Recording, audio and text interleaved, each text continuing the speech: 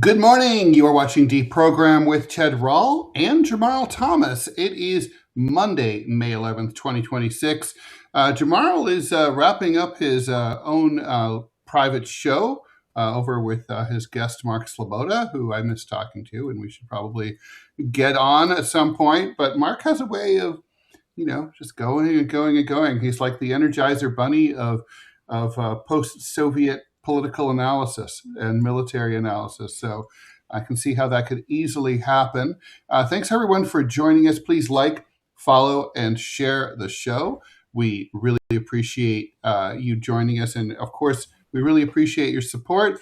Good morning, Robbie. And thanks for sitting in for the minute or two while JT comes in to join us.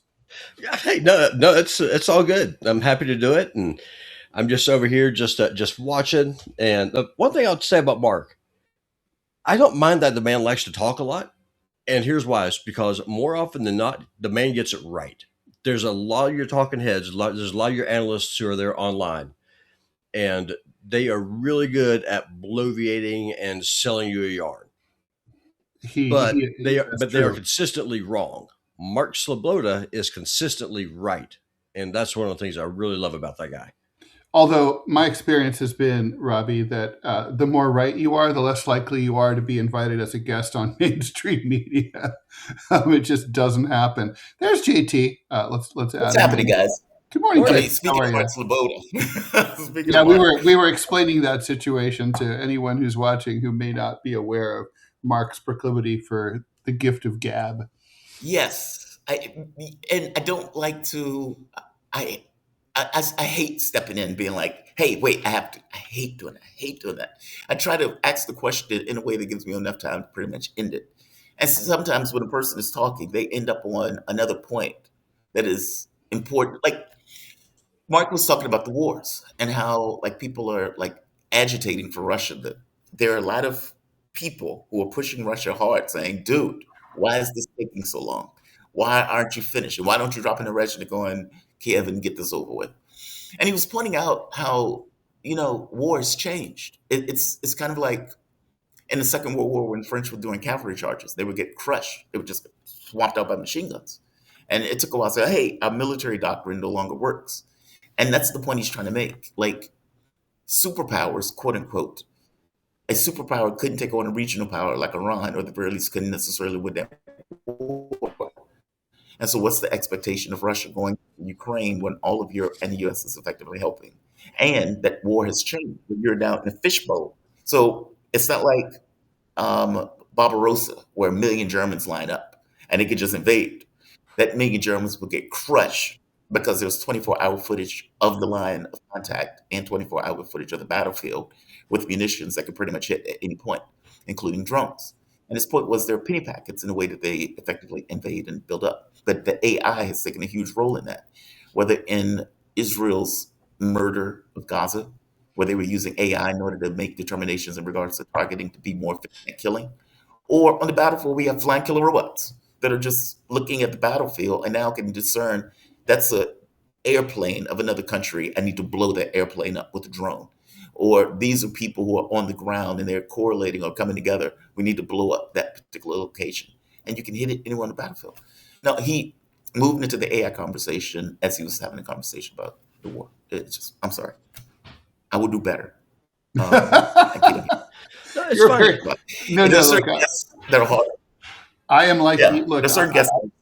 I love Mark, and I've been there, and I've gone over with him in the past, so I totally get it. But yeah, like if you were on, like I remember when I was on commercial radio on KFI AM 640 Los Angeles, the it was like, doesn't matter, you can't be nice. Like the news is exactly at 9:00, and like it's coming whether you're done or not. So it was like that on the network, radio network, right? Yeah. It's like we got to stop at the hour. We got to stop. It stops for no man. Yeah. It's not rude to point out the time. Okay, so well, maybe it is, but it shouldn't be. Okay, so basically, we're going to. There's a lot of stuff about Israel today. Netanyahu gave a interview to 60 Minutes. He said some interesting things there.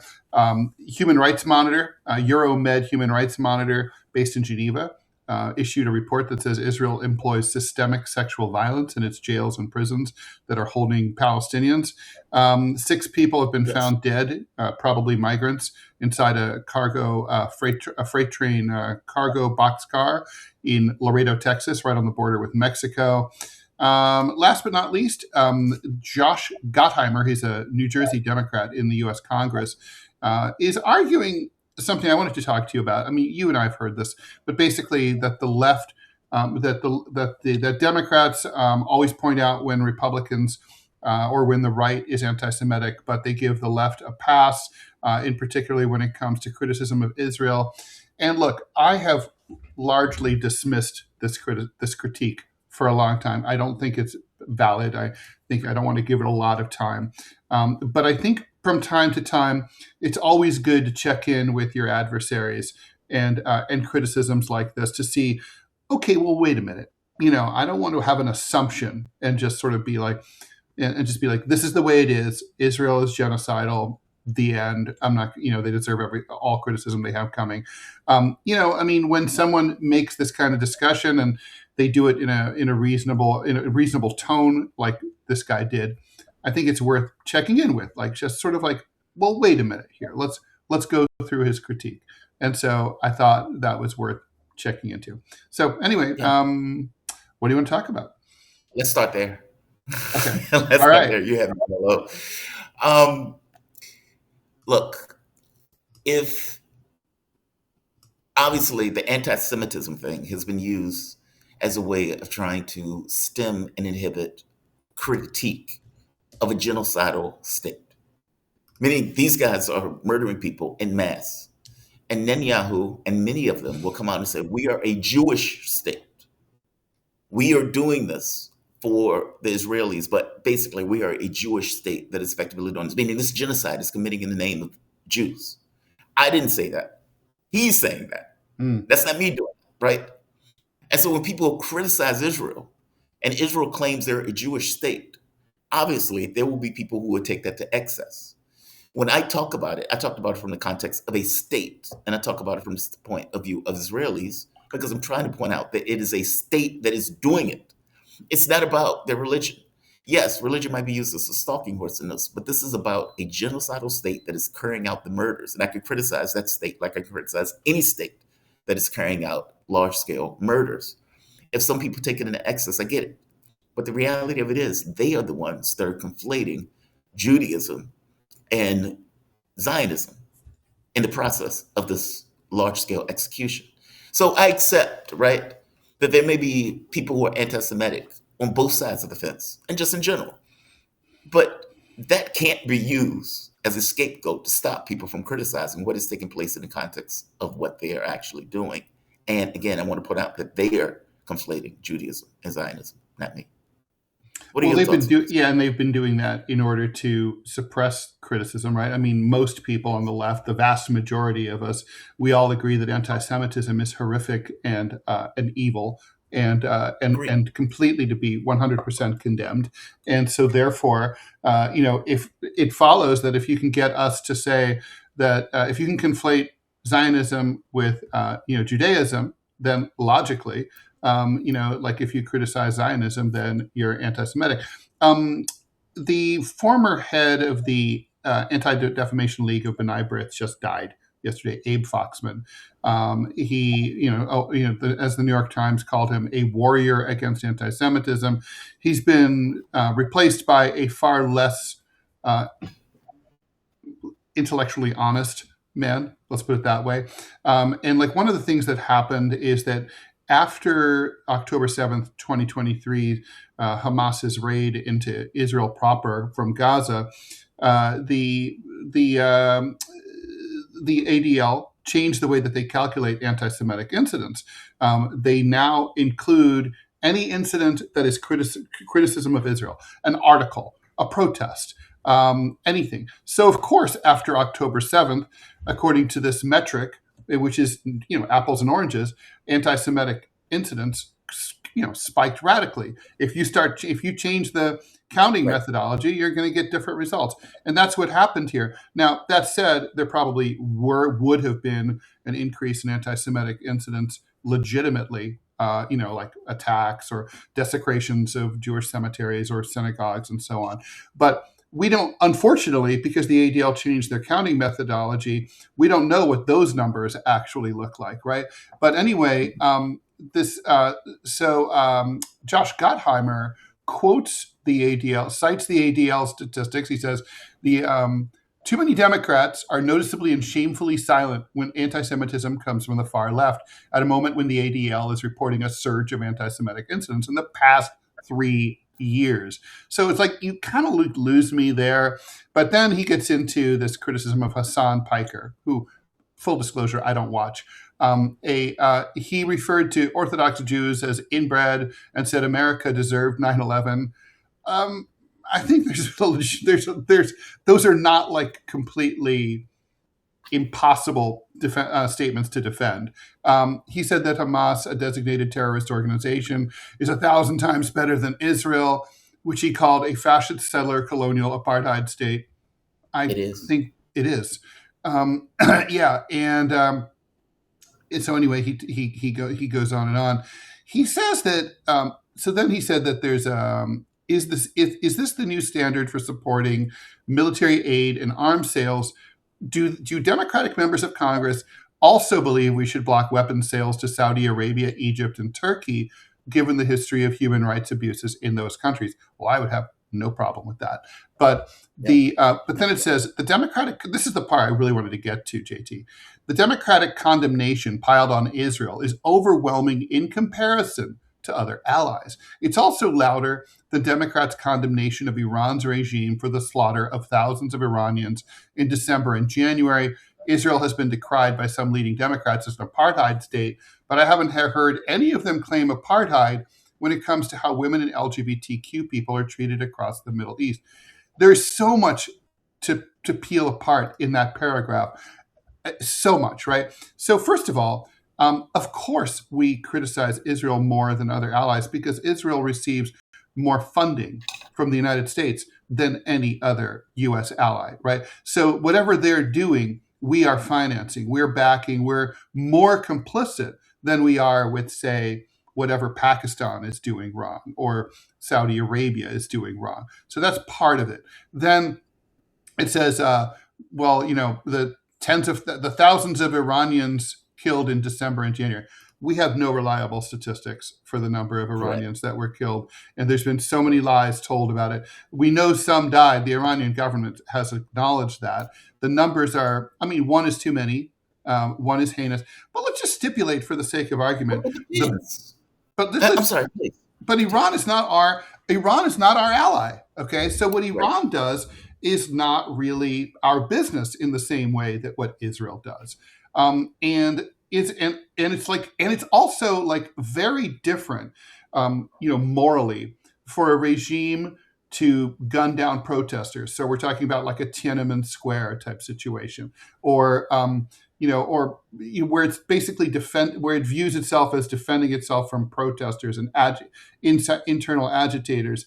Then what Israel is doing, which is an attempt to eradicate Palestinians in order to steal their land in Gaza and the West Bank, systemically. The systemic aspect of this is different in the same way that the systemic aspect of slaughtering Jews in World War II with poison gas in industrialized killing facilities is different historically than shooting them in a battlefield. And it's like, and then finally, you haven't claimed apartheid when it comes to how women and LGBTQ people are treated across the Middle East, because that's loathsome, but it's not apartheid. Apartheid has a specific meaning where you have people live depending on their ethnic status or their racial status or their identity, or where they live.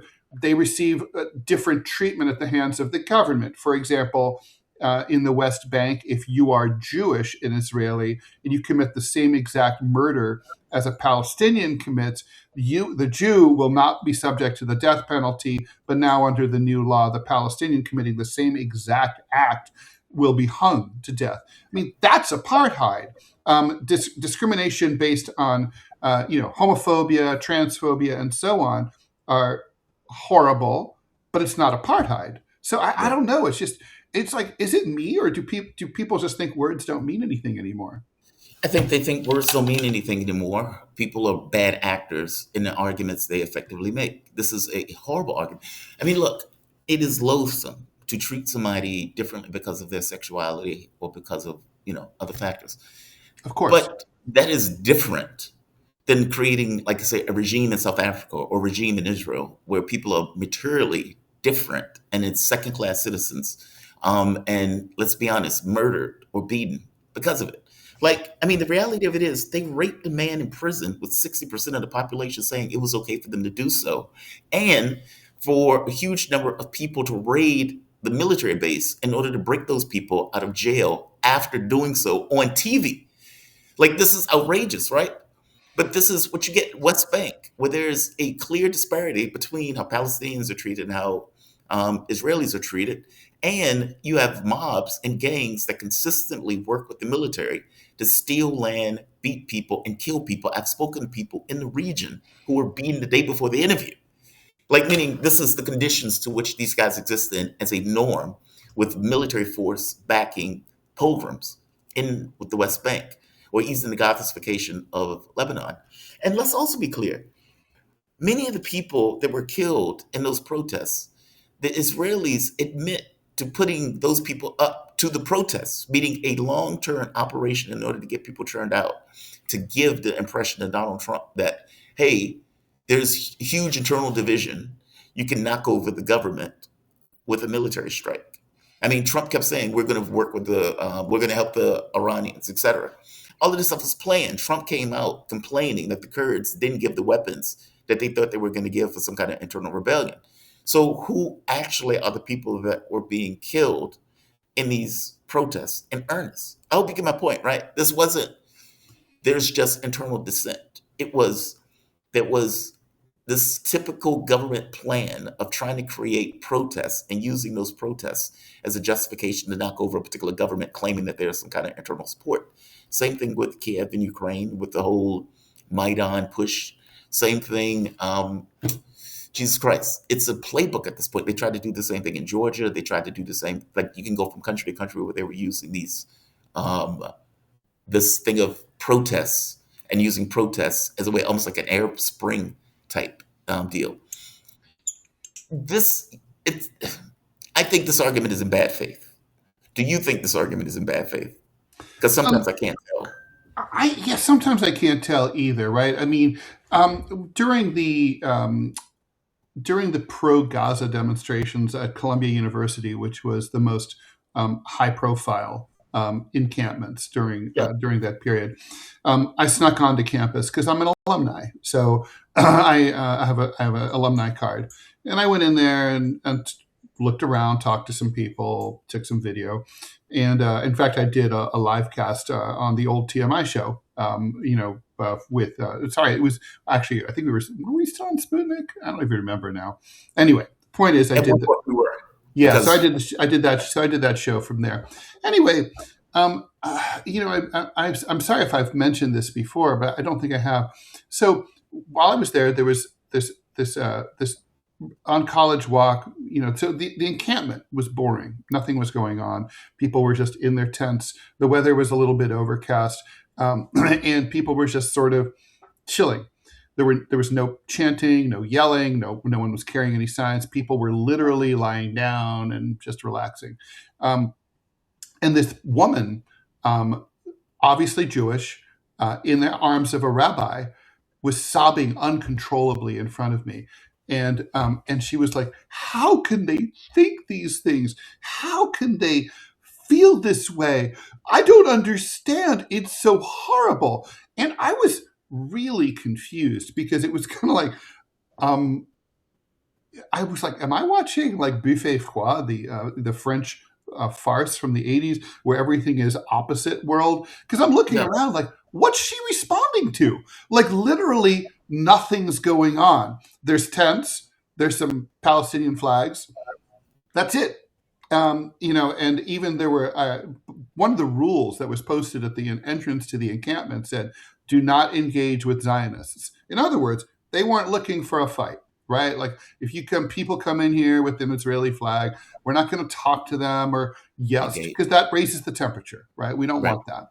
So there's no temperature being raised, and yet this woman was hysterical, and I had to conclude that it was because she was simply upset at the idea that anyone was criticizing Israel, might be angry at Israel to the point of being willing to sit in a camp for day after day after day in a tent in the middle of a college campus and not rather than go to class.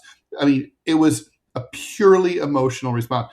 I guess my point is, I wonder if someone like Josh Gottheimer has a similarly emotional response to any criticism of Israel, and in his mind, and as it was in her mind, that felt like anti-Semitism to them. And I think it does to some Zionists. I think some of them really genuinely must feel that an attack or any criticism of Israel is an anti-Semitic comment and therefore deeply personally hurtful. I don't think that's true all the time. I don't think it's true about someone like, not that he's not Jewish anyway, but John Fetterman, I think, is full of shit. But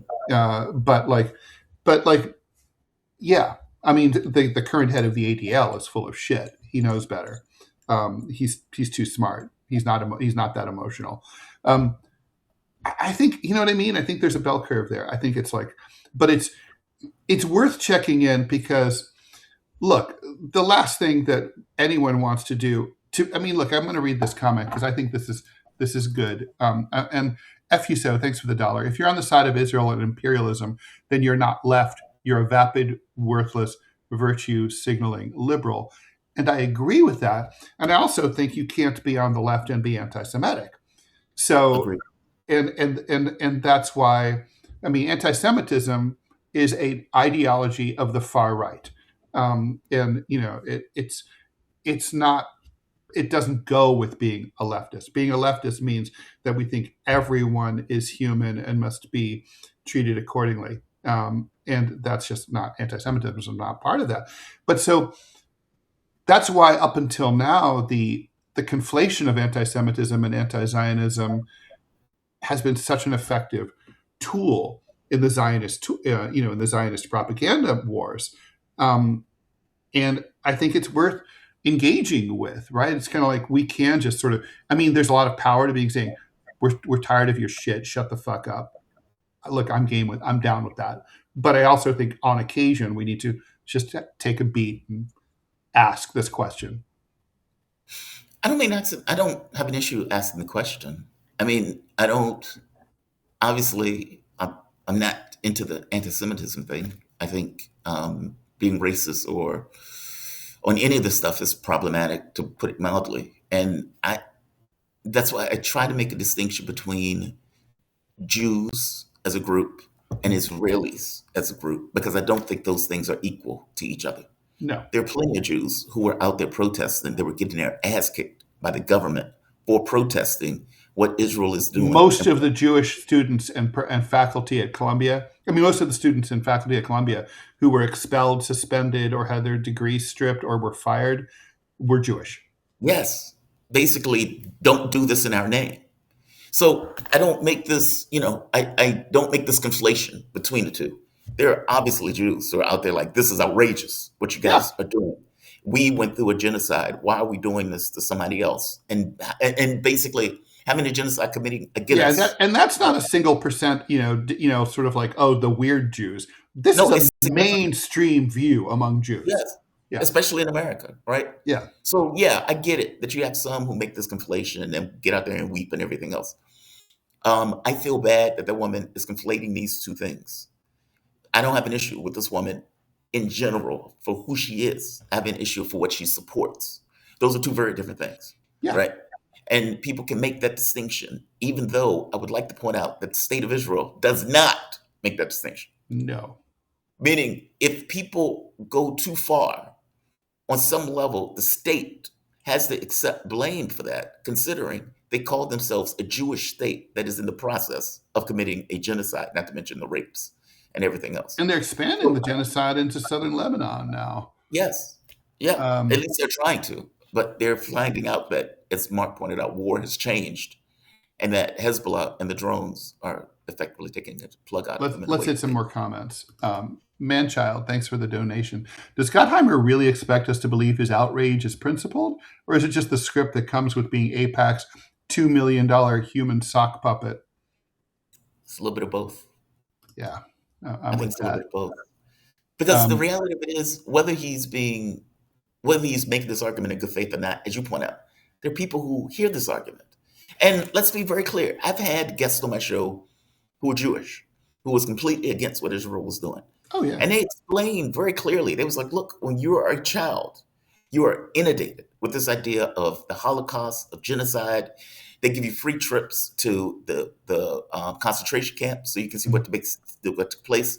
Meaning, they are programmed on some level to be very reactive to this specific argument. And so when they are responding this way, not all of them are acting in bad faith. Some of them have just been programmed, in a sense. Mhm. We don't get that as African Americans. Like, we're not taken to slave camps. We're not taken to, we're not inundated with this in a way where we're hyper reactive to the reality of it, where we can make this argument for everything. Well, slavery happened, so we should get a pass. We don't get that. They do. They don't. Right. I mean, I think, look, fundamentally, the creation of the state of Israel was based on such an illogical and faulty and immoral set of assumptions. A land without people for a people without a land, as if nobody lived there before, Exactly. or that those people didn't deserve any consideration who lived there before. All that stuff is, when you set up a construct like that, it ends up being built on increasingly flimsier scaffolding. And that's all you're Well, seeing here, right? I mean, it's like if you start to, it doesn't make any sense, especially since like Palestinians had nothing to do with, what happened during the Holocaust. yes. It would have been politically and historically problematic to take away part of Germany in order to provide a homeland for Jews. But at least it would have been logical. It makes sense. Yeah. You could kind of get it. When you learn about the creation of the state of Israel as a kid, you're kind of like, but why do you put it there? It's like, Right. oh, it's the Holy Land. It was promised thousands of years ago by God. Okay, that's not a real argument. I'm sorry. It's just not any argument that says, well, I talk to God. Okay, so the way I look at it is, anybody who tells me that they talk to God, I call 911. I'm like, hey, there's a loony here. Come and pick him up, right? So, because people, sane people don't claim to talk to God. Right. Even if they do talk to God, they keep it to themselves, right? They're Right. smart enough to do that. So It's it's always like you ever notice that people who claim to talk to God, it's always self-serving, right? Nobody ever says, "Oh, I was talking to God," and he's like, Ted, you're such a dick. You need to straighten it up and do this and that. It's like, no, I talked to God. Oh, JT. So I was talking to God, and he says that you should come over to my house and cut my lawn. Right. It's like, it's never like, oh, God said I should come over and cut your lawn. Right. Yeah, God told me to do this. Yeah, it's always self-serving. Yeah, and you make a really good point, right? Like, they act as if because a genocide was committed against them, that they get a pass on committing a genocide against somebody else, or it's okay that they take somebody's land because of genocide. I've even heard them make this argument. It's like, well, what happened to us? There needed to be some kind of rough justice. Yeah, there needs to be some kind of remuneration, or there needs to be some kind of allowance, some grace given. It's like grace to steal somebody else's land. That's what you believe? I've had the guys come on the show make the argument about this stuff, right? It's outrageous. Well, by the Dude, way, to what happened during the Holocaust, it's not possible for anyone to make up, right? Like Germany right. can't make it up, Poland can't make it up. I mean, it's just like aside from the 6.8 million people, right? There's also the billions, possibly trillions of dollars of bank accounts, insurance policies, real estate, artwork, securities, cash that was stolen. I mean, it was a massive economic enterprise on the part of the Third Reich to Yes. steal Jewish wealth. And I mean, I think if Germany had to compensate the surviving Jews today, it would go bankrupt. It would be, it's like Germany would have to cease to exist. I don't think they have enough assets that they could do it. Well, they've been paying billions for years, though. Yeah, but it's like not enough. I mean, it's not No, possible. it's not gonna be enough. I mean, well, look, there's no way to quantify the suffering that was imparted to the Jews, the Poles, the Russians, the Gypsies, et cetera, et cetera, et cetera. You can go down the line of the people that they effectively tortured to death. There's no way to find it. There's no way to compensate that. There is no amount of money that could. It's like slavery. It's impossible. Yeah, you can't. That's my problem with reparations. There's just not enough money in the world, right? Yeah. I mean, you can't compensate for the pain. I don't have to denigrate what those people went through. In contrast of going after the state of Israel, if that makes sense. I can do both. I can say this was absolutely horrendous. By the same token, what you guys are doing, it's horrendous also. You're mimicking. And you should know better, right? I mean, you of all people should know better. What Hitler was doing to the Jews. You're effectively doing that to the Palestinians. I mean, it's astonishing. Let's see here. I think we have a Robbie question here. Okay. I'm going to put Robbie up here. Okay, so Robbie, this is from Ethan Gaynor. Big fan of the show. Hi, guys. Robbie, after your rant about population on TMI, I was wondering where you stood on homosexuality. Yes, I'm gay. Yes, that's actually my last name. Yes, it's funny. It's like Gloria Gaynor. Okay, anyway. No, all right, listen. Robbie, you might be getting hit on here. Well, it's definitely possible, especially after y'all just mocked every Christian that actually believes what they profess as being mentally insane. So I want to appreciate y'all for doing that. So thank you so much. To God directly? Like I talk to God and I talk to him every day. I pray. I should have fish for dinner tonight. Well, the question is, does God respond? Is the issue. Well, the whole concept of prayer is that you take your petitions before the Lord. So yeah, I talk to him every day. Now, does he talk about you talk to him? Yeah, that's my question. Is does he talk to you? He does through his word. He does through the Bible. He does through inspiration. Right. He does through guidance. But he doesn't audibly speak to you like he did in the Old Testament. But he won't work in signs anymore. It's faith. The faith without works is dead. Meanwhile, it's impossible to please him without faith, and faith is believing in something that you can't see or hear. So now to answer his question, as a Christian, I'm going to get in trouble for this. Yes, I believe homosexuality is a sin. The Bible condemns it in both testaments. That being said, what you do in your house, I don't care about. Who you sleep with, though, does not make you a protected class. Like, for example, I sleep with a black woman. That does not make me a protected class, nor does it make her one. What you do in your home, go with God. Don't care, does not impact me at all. No, this is not a Christian country where sodomy was punishable by death like it was 100 years ago. So that's pretty much where I stand with it. All right, Robbie. Okay, so this one's obviously more for you, FUSO, JT. Will the aliens be MAGA or liberals? Neither. Let me ask both of you a question. Let me ask you this. Because from my point of view, if you had a benevolent civilization that was coming to Earth, could it really make contact in a way that we're not going to consider it hostile?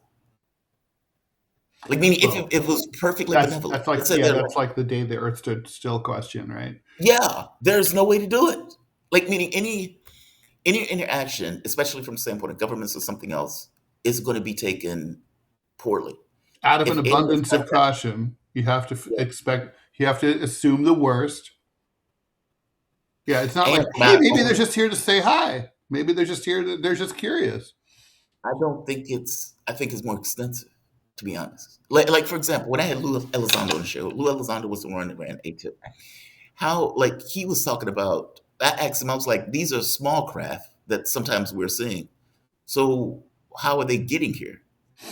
Like, are you telling me this assuming that it's not us, this tiny craft is coming from somewhere else in order to get to here? It sounds like there's infrastructure. It sounds like there are bases. And if you're looking at some of the remote viewing that was taking place by people like Pat Price was effectively murdered at the point where some of the stuff he was coming out with. There are bases here, which means that it's more extensive than that. Not I don't. necessarily. Not if there's if they're folding space time. You mean like portals? Right. Through like wormholes or just through a fold in space, right? Like so, because I mean, the big wrinkle is the speed of light. The speed of light Right. is an inherent time limitation. Nothing. Under normal rules of physics, nothing can go faster than that. So Kind of 186 true. feet per second, sort of. Gravity can move faster, meaning the folding of space itself could potentially move faster. So the Right. thought is that when, like, let's say for like the Nimitz, for example, or some of the craft that they've been finding, when they had to go fast and the pilots were looking at it, and you heard the pilot talking, and the pilot is like, whoa, look at this thing go. Some of the things that they say is like, they're deflecting our radar. And it's like, well, you don't really know that. Like, you don't know if the deflection of the radar is a principle of the way the ship moves. I mean, the ship may not be moving in a conventional way. It could When be they're the looking shape at of the ship, just like a stealth bomber deflects radar. true, kind of. But this deflection seems to be, put it this way, if you were folding gravity, if you were using gravity as a means of propulsion, anything that you fire at it, light moves in a straight line. Mhm. It moves in the direction of space. Gravity curves space. And so Well, you can get it. light can curve also in response to gravity, right? Well, light is just moving in a straight line. Hmm. It's the space that's curved. And so, from the perspective of the person who's looking at the light, it comes across as if the light is scattered. It's like if you're looking at a black hole. I don't know if you've seen the images of the black hole that's in the center of the galaxy. Hmm. It looks like light is being coming around it. But what's Hmm. happening is it's bending space to such a degree that even though light is going in a straight line, from the perspective of the viewer, it looks like light is curving around the object because space is being folded. Hmm. I'm saying a ship that is using gravity as a propulsion mechanism would do the exact same thing to any radar that hits it. Like some of the stuff that they're observing, the speed of the craft and those type of things, can be a manipulation of gravity. Now, Einstein, But the problem is that like under like Lagrangian theorems and all that, like is if you go an object goes with mass goes faster than 186 that or achieves the speed of light or faster, then it literally fills up the entire universe in well, the the weight blink becomes infinite. in the blink of an eye, right? But that's So, assuming, but if they're using gravity, that's not true. but I think Meaning, I mean, the universe is such a big place. The galaxy is such a big place that for aliens to be coming from far, far, far away, they need to either live tens of thousands or hundreds of thousands of years, which is possible, or they have to have a workaround, right? They have to, yes, yeah, hence gravity. yeah. That's why Star Trek uses the warp bubble. I mean, the Mhm. warp bubble is kind of problematic in general, negative matter and stuff like that. But they use the warp field because it's the belief that gravity itself, meaning the folding of space, can go faster than the speed of light. Mhm. There's no limit to it in the context of gravity. There is a limit to it from the standpoint of mass, where you're trying to build up speed and et cetera, et cetera. Your weight becomes infinite. Time becomes somewhat infinite and stuff like that. But gravity itself, it's believed to be the workaround. All right, No, it's fascinating. I'm let's sorry. move on. We have more questions. Yeah. Sorry. Okay, keep it real. F. I never understood how you know that I never understood. Is the U.S. helped the Jews during the Holocaust, but have to financially support them? Shouldn't it be Germany's sole responsibility for Germany? I'm not for Israel. I'm not sure 100%. I mean, the U.S. didn't do Germany does shit for Jews during the Holocaust, and that's like to its eternal shame. Well, But we turned them away, right? Like yeah, when they we came sure up, fucking did. Like the St. Louis, yeah. that ship of people who were like basically hopscotching from like Cuba all over the East Coast and kept being refused port of entry. So yeah, no, FDR repeatedly refused to bomb the train lines to the camps and all that. Basically, the thinking was, we'll defeat Nazi Germany and then the Holocaust will end. But in the meantime, people are dying. Shouldn't it be Germany's sole responsibility for Israel? I think so. Yeah. You might throw in the Poland and Ukrainians too, because they had quite a role there too.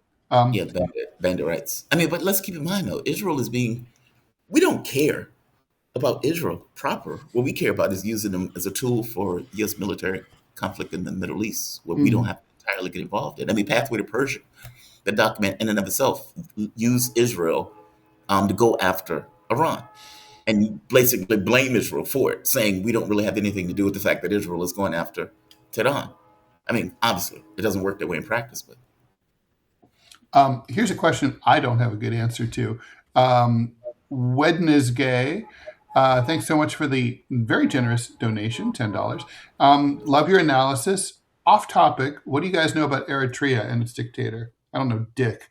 How about you? Eritrea. My knowledge of Eritrea comes in the context of the war in Ethiopia, where Ethiopia was divided, where there was, oh God, so long I haven't done this. The TPLF tried to effectively take over the Ethiopian government. The TPLF had been in power for like 30 something years. Eritrea made peace with Abiy Abbas in Ethiopia, in which case they were working together to go after the TPLF. But I don't know specifically about Eritrea. I only know them in the context of working with the Ethiopian government to go after the TPLF in that war. I will read up on that. Thanks for the donation, Phileas Fab. I've heard that instead of being anti-trans, Iran's homophobia manifests itself as demanding that homosexuals change their sex, and that some trans people here cite Iran as a pro-trans example. That's true, and it's strange but true.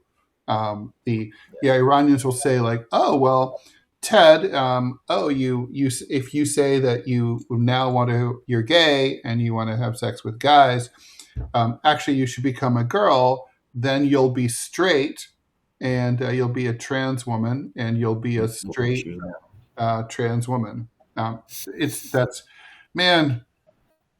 Some twisted logic. That's intense. I get the logic, but Jesus, that's intense. It is intense, yeah. No, it's true. FUSO, South Korea just ordained a robot as a Buddhist monk. Now with sex robots, we can bang a robot, then ask a robot to forgive our sins. Sex robots are not a bad idea. Now, let me explain why I say that. I'm all ears. That sounds horrible, right? The problem, look, there is a problem with incels. I think incels are a problem. Yes. And the situation where it's like we hate women because women aren't interested in you. Okay, well, women may just not be interested in you for various reasons, right? Like some people are clearly going to be oriented in a sense that they are not going to have the interests of women while simultaneously still have the sexual drives of everybody else. Now, right. You can say prostitution is fine. And maybe sexual robots takes away from the prostitution. But obviously, those people they need attention in some way. They have a problem. No, I mean, and therefore society has a problem. I agree with that. Yes. Yeah. It has to be resolved. In some countries, they pay for prostitution. They would say, we're going to give old people prostitutes in order to help with their urges and everything else. Well, we don't do that here. And I think it would be a little bit weird if we tried to do that here. But a sex robot, hey, never know. Yeah, no, I mean, I agree with that. Yeah. All right. If Manchild, thanks for the $2. If Israel's economy is hitting $1 trillion, why do we still need to subsidize their defense industry? Is Bibi just a millionaire's kid who still wants his parents to pay for his car insurance? I mean, so this is something that we had on the rundown. So I'm glad that Manchild brought it up. So Netanyahu was on 60 Minutes yesterday. He said that, among other things, he wants Israel to wean itself off the $3.8 billion a year it gets as an allowance from the United States. That's not even counting all the supplemental military and economic assistance it receives for things like the genocide in Gaza and in Lebanon and so on. Um, but that's just like the allowance it's been on since Camp David, right? Um, my take on this, JT, is that basically Netanyahu is looking at the numbers. He sees that there's not going to be any money coming in from the U.S. within the next 10 years. So therefore, he's just being realistic and saying like, yeah, we've got to fly free, little bird, because no one likes us anymore. He blames social media. He said, oh, you can see that the rise of social media 20 years ago is when we started losing our narrative. I have a different take. My take on this is social media, for all of its faults, allows information to bypass traditional corporate gatekeepers. And so, we're seeing imagery of genocide that we never would have seen at all, if like we had to rely on CBS Evening News. And therefore, people are getting more unfiltered information, whatever the cause. No, I guess my question is, why the fuck have we been paying $3.8 billion a year for so many years, for decades? And I guess my question for you, Jamarl, is if Israel is completely like desuckled off the U.S. teat and is no longer gobbling up our tax money, will they be even freer to operate with a hand to do whatever the fuck they want? Or will their influence in Washington wane? I mean, will they become more of a pariah state? Will they go more off the reservation? Or is the fact that they get money from us, does that restrain them or constrain them in any way?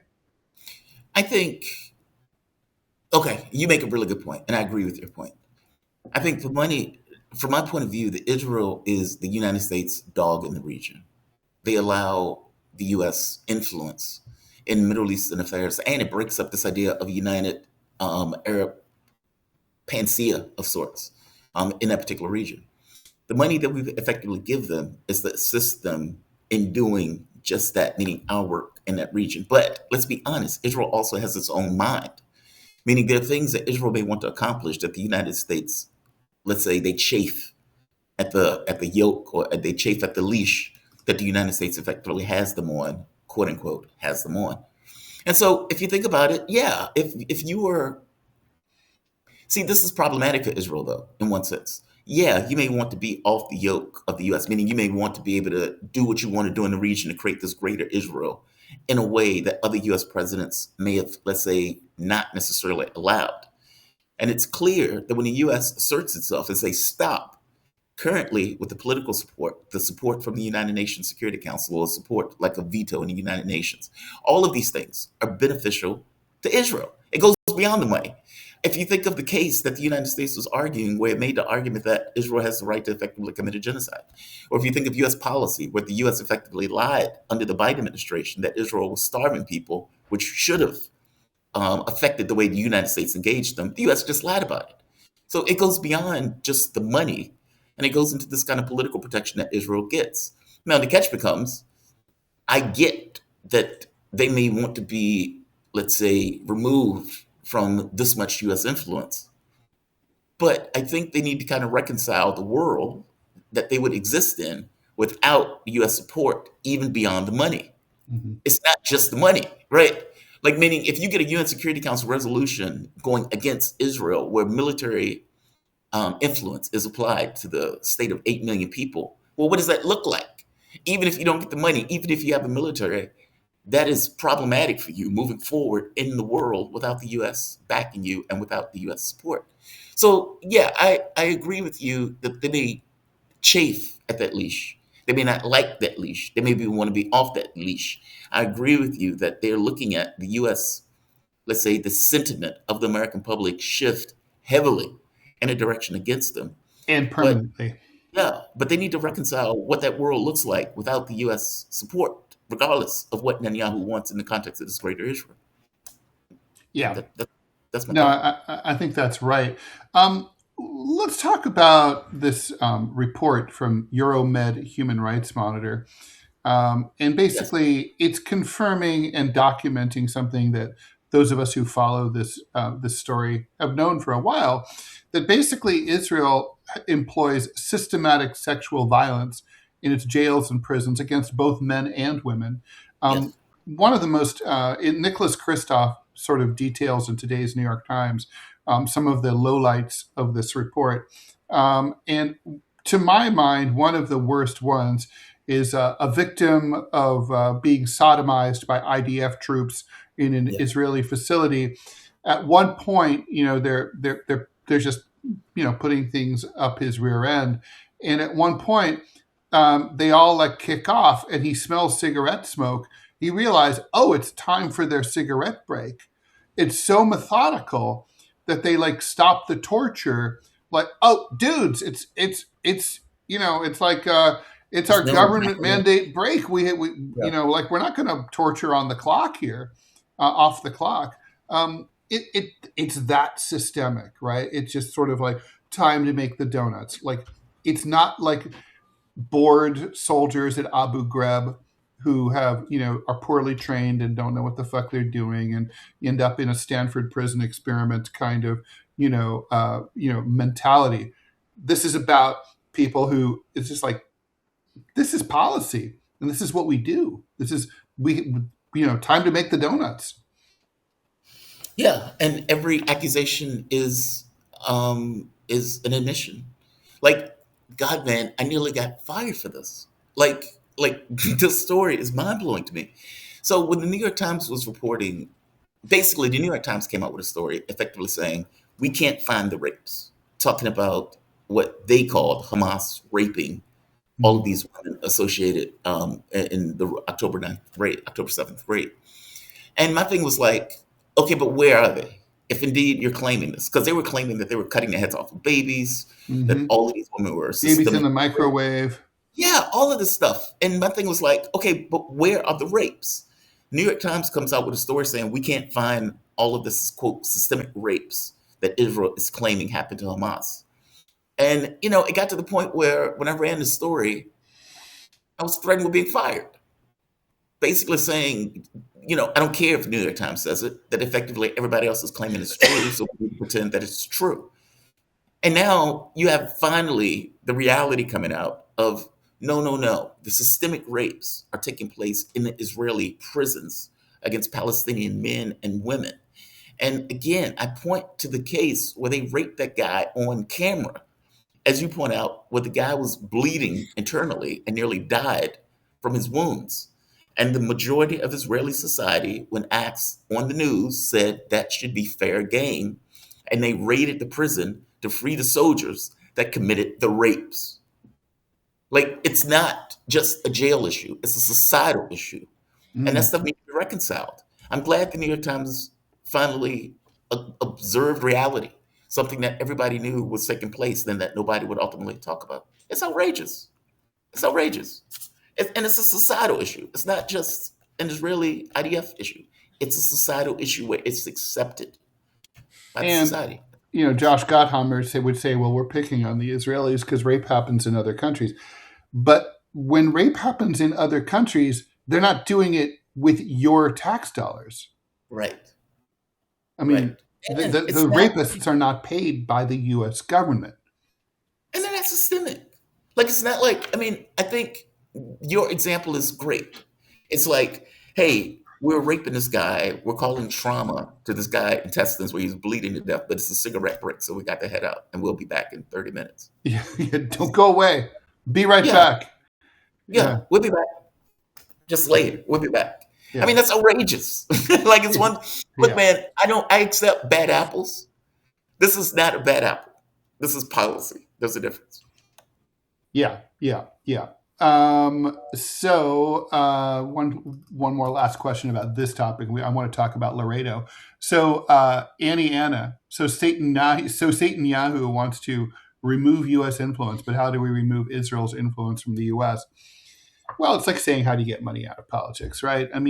Israel will have influence in the United States as long as it has an effective lobbying campaign, as long as it has a significant minority of Americans who support it and care about it and think it's a priority. And when that stops to be the case, then it won't have that support. I think the idea that, I mean, Netanyahu is not a dumb guy, and he can see within 10 years, Israel's not going to be able to count on U.S. funding anymore. Right. So, in a way, I'm like, right there is like your prediction. Just, it's kind of like, it's like in the Addams Family movie where one of the characters says, like, why is everyone dressed in black? Is there going to be, did someone die? And the little girl goes, wait. It's just wait 10 years, it'll solve itself. Laredo, 6 migrants, obviously migrants, were found dead in a cargo train boxcar. Laredo is right on the border. It's a huge trading hub.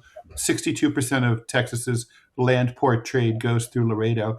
A little mysterious is what happened to them. You would expect that they baked to death in the boxcar, but it hasn't been that hot. It's been in the 80s and low 90s at most in Texas. I mean, obviously, we're being asked to speculate here, but what do you think may have happened? I mean, they just started investigating, and I guess the question is, these kind of things happen from time to time. There was the semi truck a few years back, full of of migrants who were sneaking in, and something went wrong, and a lot of them died in there. I mean,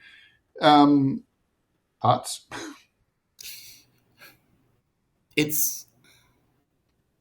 I wonder if, even if it's 80 degrees, if it's enclosed, Yeah, it's it get still, much hotter. yeah, it's like dogs being in the car at 80 degrees, they're going to die in that car.